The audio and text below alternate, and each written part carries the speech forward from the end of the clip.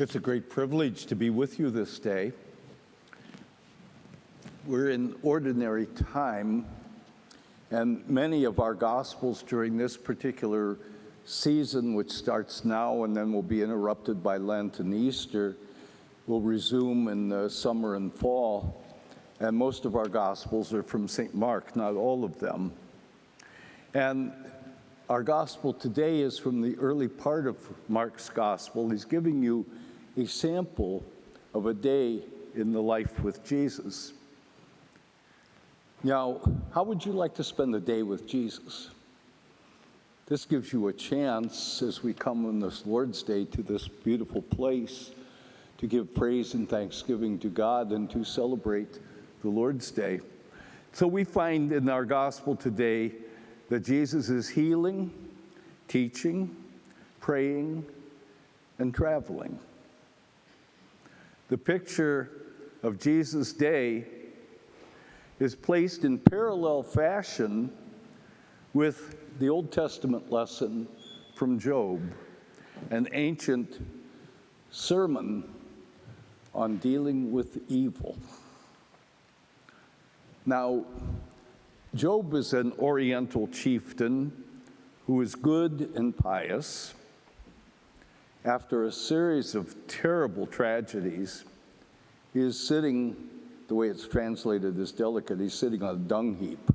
It's probably more graphic in the original Hebrew. And he's hoping for death.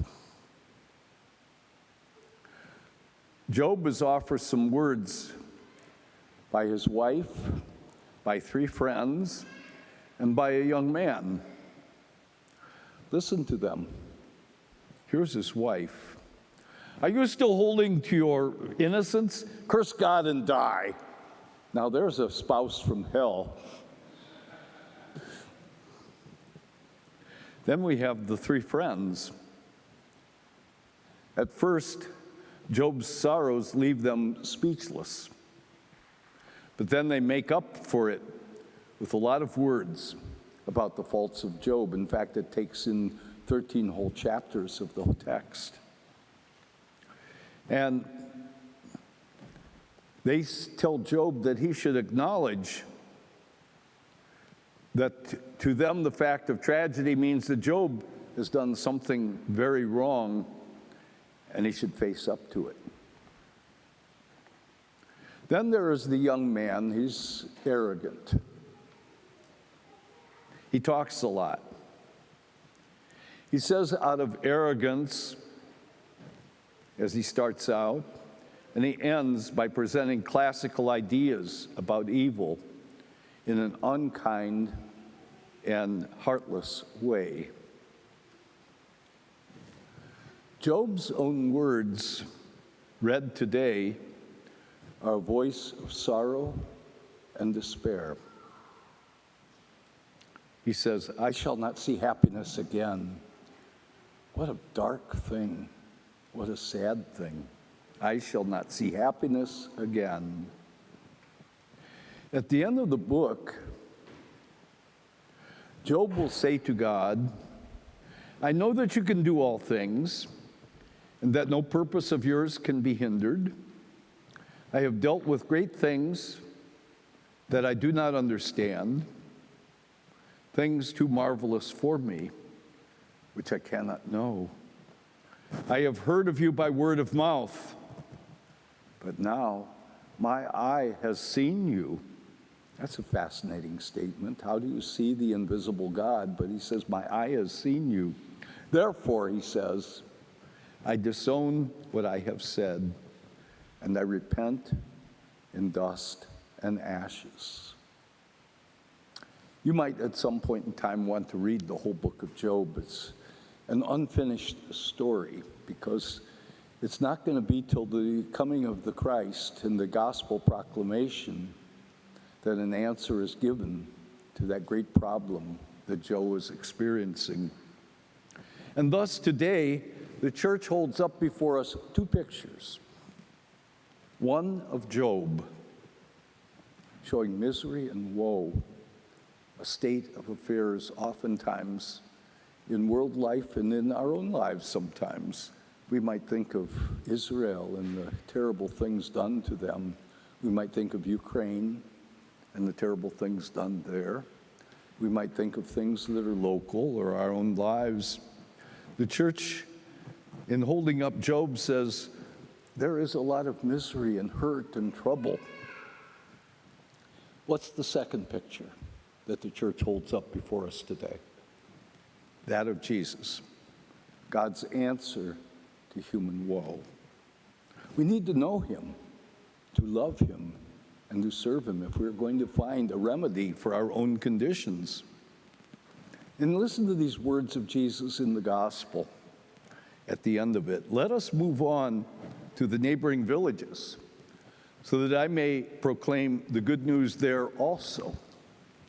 That wasn't only in that early ministry of Christ, the Galilean ministry, in one ancient period of time. He's moved on to us too, and to many parts of the world. And he becomes enthroned in our hearts and lives. He's moved on, and we sit in rapture at his feet because he has a solution to the woes and the troubles. Now, this is a perfect preparation for us for Lent and Easter, soon coming to interrupt this ordinary time. We will resume it after Easter season, but this is a good remedy for us as we approach this time of Lent, preparation for Easter. In Lent, we repent in dust and ashes. We need to repent. In Lent, we help Jesus to carry the cross of woe by the way we lift burdens from one another. In Lent, we let Jesus the Carpenter sand out the rough edges in our own lives.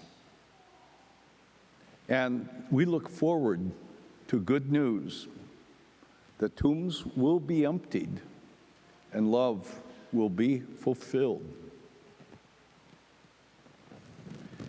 Do you know, in the gospel, the Lord grabbed the hand of Simon Peter's mother-in-law who was sick. And St. Mark tells us Jesus grasped her hand and lifted her up. And what did she do then? She began waiting on all of them, using her newfound strength and health to be of comfort to those gathered with her. And just as he did that hand long ago, he wants to do to each of our hands. He wants to grasp us by the hand, to lift us up from our woes, and enable us then with strength, empowered by the Spirit of God, to serve one another with blessings. And so the cure of the mother-in-law is just a dress rehearsal as he grabs our hands and lifts us up by the power of his grace. In the meantime, we have much to do. Our prayer after communion sets the agenda for us. It says, Father, help us to bring your salvation and joy to all the world, not just to a couple, but to all the world, to bring your salvation and your joy. And this is a tremendous task, but with our hands in the hand of Jesus, we can do it. So, today, as we come here and gather as God's faithful people, let his grace and love and joy fill your lives and hearts. And when the days of darkness and trouble come, let him hold you by the hand.